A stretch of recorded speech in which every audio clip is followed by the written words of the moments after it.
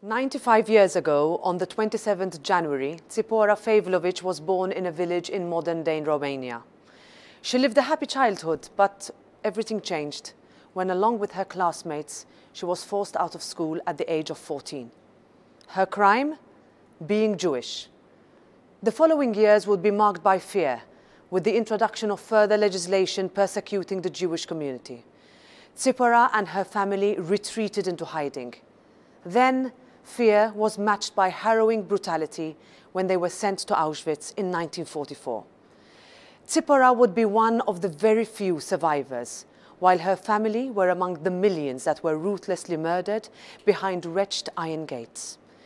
It has been 77 years since the liberation of the Auschwitz-Birkenau concentration camp, and remembrance of the horrors of the Holocaust is still today also important. Despite decades of effort, we have not yet done enough to combat discrimination, to fight anti-Semitism. Fear still exists because anti-Semitism still exists, and because the fundamental right to be free from discrimination, irrespective of gender, race, ethnic origin, or sexual orientation, is threatened daily. Too often we hear of attacks or plots to attack synagogues. Too many live in fear. In recent years, we have seen an escalation of anti-Semitic conspiracy myths, disinformation, and violence against communities move seamlessly between the online and offline world.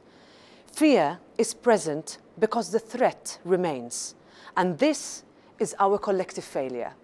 We must do more to make every citizen in Europe feel safe.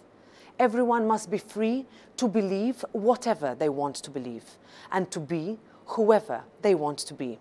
This is the essence of our Europe. Our generation has a sacred responsibility to teach the lessons of history and to remind our youth of how low humanity was allowed to sink. The moment we stop talking about the Holocaust is the moment we allow the remembrance of such horrors to fade away. Don't stop talking about the Holocaust, because if we don't speak about it, there will be enough Holocaust deniers after us. That is Tsipora's message to us. The 27th of January marks an obligation for all of us to remember. This is our collective responsibility. Simone Weil, Auschwitz inmate 78651, became the first president of a directly elected European Parliament. The European Parliament's responsibility to remember is institutional, but it is also very personal. Today, we remember the atrocities committed towards the Jewish people and all the victims of the Holocaust.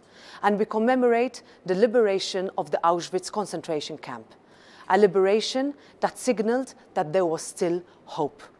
The European Parliament will not fail to condemn resurging anti-Semitism.